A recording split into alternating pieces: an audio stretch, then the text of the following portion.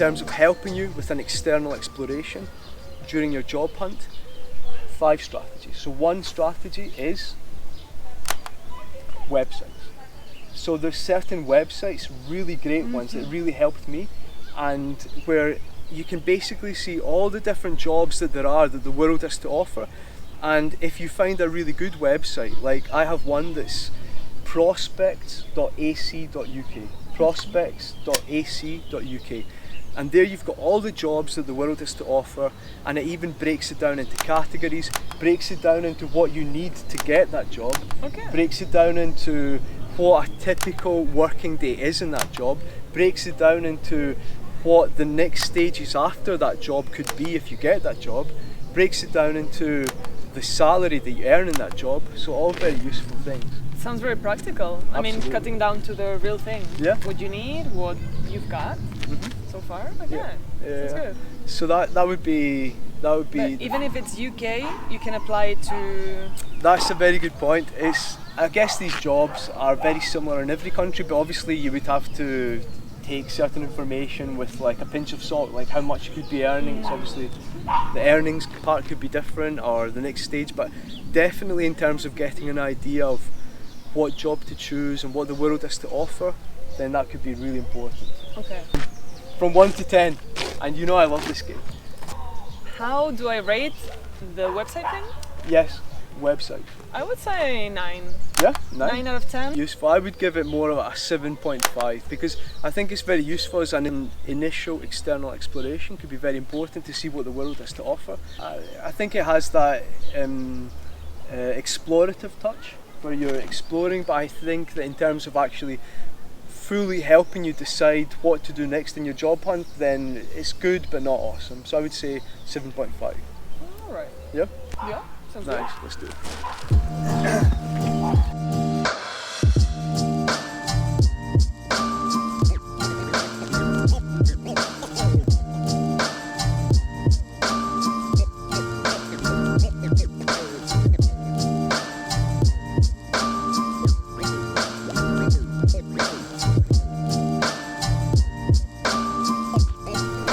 Second tip on external exploration.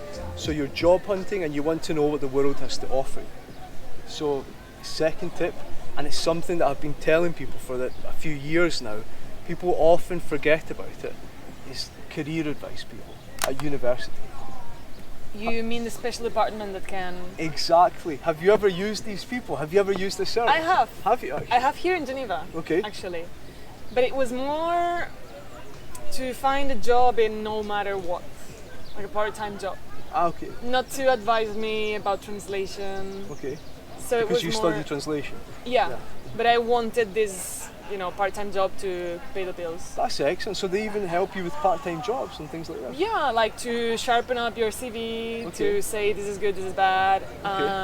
Well, it was useful because some things needed to be corrected in my CV clearly, and I didn't see it.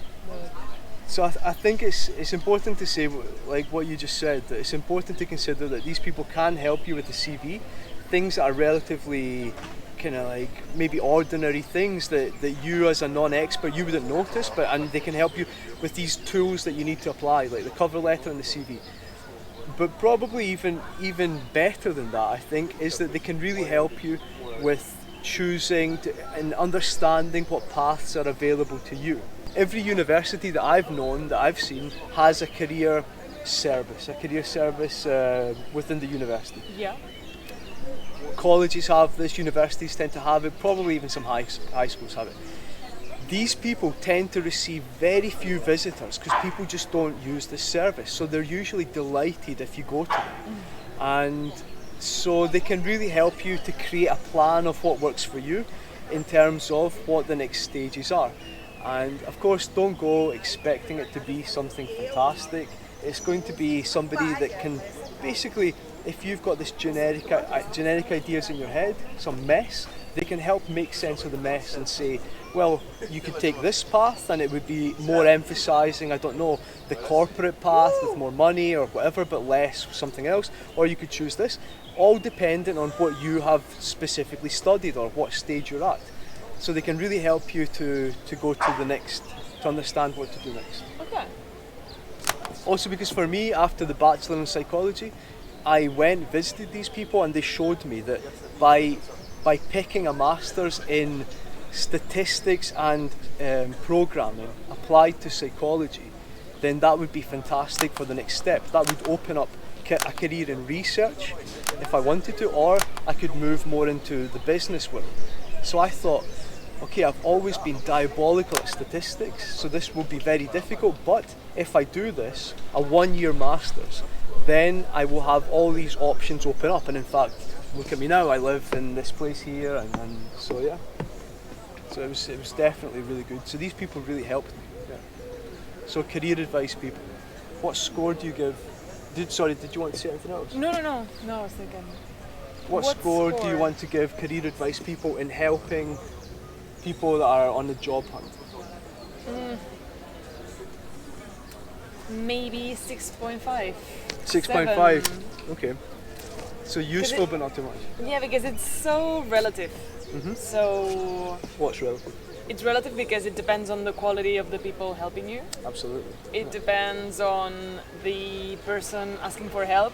If they're a more, passive, it's a passive student that is waiting for opportunities to come at them, then he's gonna feel like this didn't really help because money's not raining from the sky. It's true. It's true. And then if they are a bit more dynamic, then this can work better. Yeah.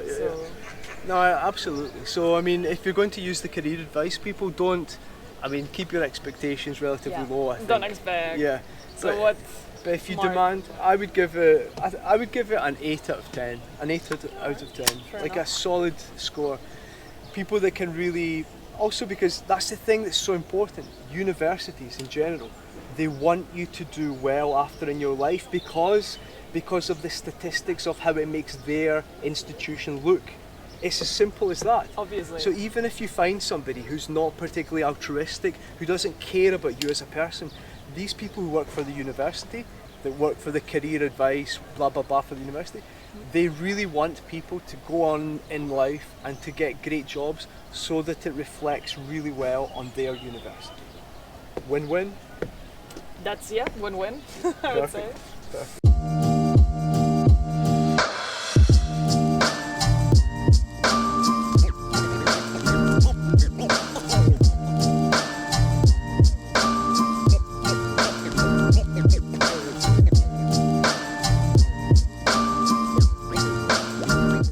Next strategy is using your holiday days. If you're on the job search, you're job hunting, you want to think about your holiday days as your ammunition. These are the days that really, if you're already doing a job and it's a bit of a bullshit job, you don't want to spend your weekends just like chilling and watching Netflix. These are your bullets. These are the times that these are your aces up the sleeve. And you don't have too many of them. You've got 8 in a month. And you think, okay, I'll waste 1 or 2 by going and seeing the family or friends and this. So you don't have too many of these bullets to be used. So these days are really your ace up your sleeve, and these are the ones that you should be dedicating to looking for a job and using them as for this external exploration. Do you see where I'm going with this or not really? I see it, but I don't really agree. You don't agree? Tell me. Why do you not? Why don't you? If you've got a lame job, then you've got 5 days a week that are already ruined. Yes. But every day has some hours after that. Of course. So if you've got the energy to do that after your work shift, just do it then. And then you can enjoy. You need to breathe too. Because, you cannot spend 5 days a week doing that and then it's the weekend and you are still thinking of work. So maybe speaking about your holiday days or your weekend maybe that's wrong. You should think about your free time. And but it doesn't change much. I'm talking about thinking about your free time as that's your proper time to act. And you mean that, like your weekends and your evenings, basically. Yeah. Yeah, weekends and evenings. And I completely agree with you. Depends what kind of philosophy you have. I've got a philosophy of really running yourself into the mud till there's nothing left, and just like till there's a bloody pulp, and yeah, just like pushing to the maximum. and that's what I believe in. But obviously, if you think that you're at risk of a burnout or that you really need time to breathe, obviously do that. But for me, it's so important. I see people that complain and think about the next stage in life and job hunting, but then they spend a lot of time not focusing, Not doing anything about not doing anything about it. So all I want to say is that to make these big decisions, you need to set time out for them, basically, and so you need to think about your weekend in a specific way. So you could be thinking about saying a lot of no's to friends and family, and to really thinking about this thing. So seeing your weekends and your free time as your bullets to be used. These are your aces up your sleeve, not to be wasted. 6 out of 10. Okay. Why Something so like that. low? Because I agree, but I don't agree. I would go for evenings rather than weekends. Okay. But also, it depends on what is your goal right now. What a lovely father and a lovely child from Brazil. Oh, not from Brazil. No, been to Brazil. Okay, yeah.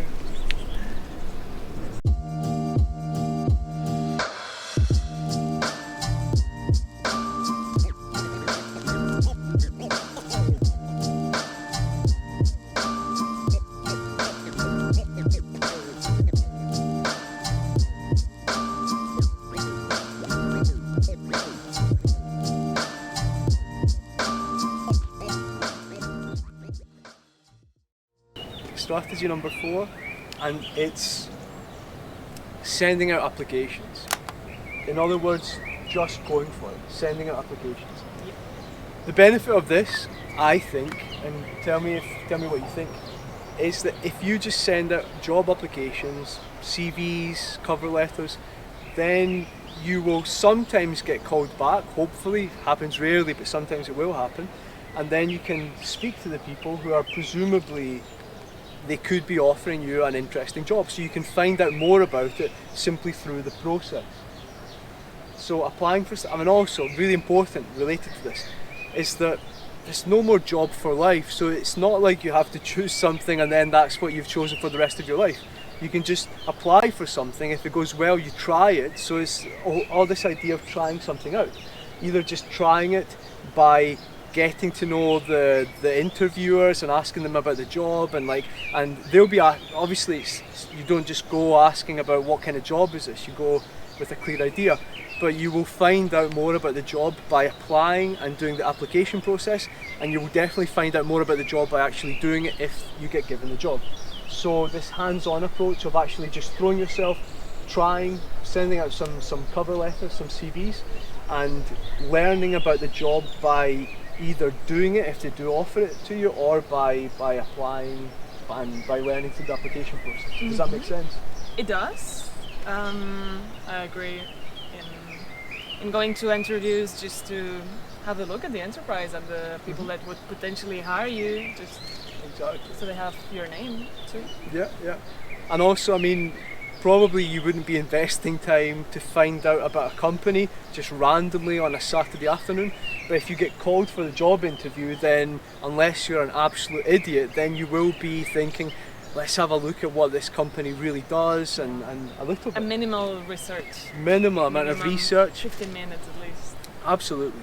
So this idea of really trying, and again, not being paranoid, just going and trying things out, and if it doesn't work, even just not being sad if the job process, if you just stop at the first round, if there's various rounds, but just learning about jobs by trying, by sending out CVs, sending out cover letters.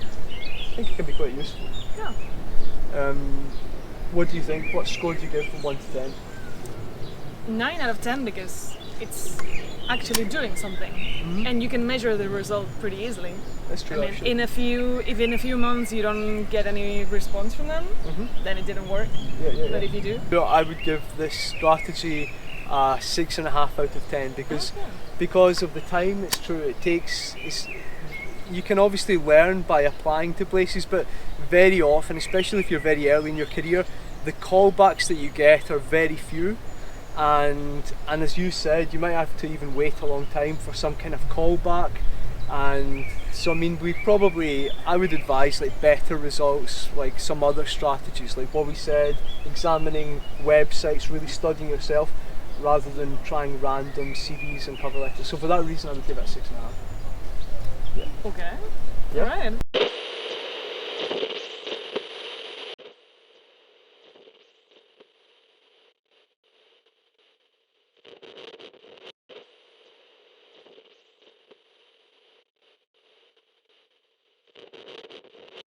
As long as it's not kind of shaky, that it's gonna work, yeah, right? It's gonna Yeah. work. Okay, so the last strategy that we're going to discuss is reaching out to people. So being vocal about the thing that you're interested in. So imagine you've got the idea that you could be thinking about going into one route. Imagine you've just finished psychology and you want to study psychotherapy or become a psychotherapist or clinical psychology. Then speaking about it to people, as many people as possible, and seeing what tips people can offer you, and especially reaching out to people who are already doing this job, that can be very beneficial. Definitely. And not just because you want to end up doing what they do, but because you want to learn from them. Exactly. And you want to see a real life example. So you have to really look interested in their daily life. Yeah. What do you do? What's it about? Not like, how can I promote myself so I can get to be here? Because some people take this approach, like, can I have a coffee with you? Because I have some questions, and then you can see it's a full networking thing. And if it's really just to learn, and people can see when you're genuine. And I've done that, not very often, but I've done it maybe once or twice in my life, just going for a coffee with somebody who I was just really interested in learning about their job, essentially. And makes sense. Nice. The thing is, the more you mention things to other people, the more opportunities tend to arise, because people can see that you're serious about it. So then you continuously, there will be a friend of your aunt's, a friend of your mother's that will know somebody who's doing this job, and will offer something to you, like, oh, you could go and meet such and such, or my son, because he does this, and these things can be very, very useful. So, and I would say, don't be afraid to be a burden to people, because some people look at it that way, like, I don't want to bother no one. But actually anyone, I keep on saying that, but actually people enjoy some attention sometimes. It's true. And if they see that, as you said, you're genuinely interested, then no, absolutely, for it. That's such a great point. Also, because we've all been there, and also I've perfectly been in that situation of finishing the Bachelor, feeling completely lost. So the few people that have asked me for advice over the years, I've loved it. I've loved to sit down and give them all the advice that I had, and if they were genuine, and this, that's it. I mean, so it's true. So what score do you give reaching out to people and being extra vocal about what you think could be a cool next stage? 8. 8? I'd say 8. 8. I think I'll have to copy you on that. I think it's very important. Being vocal and really reaching out to people, and just essentially being vocal and telling people about what your dream next step would be, I think could be very cool. Yeah? Definitely. Nice. Perfect.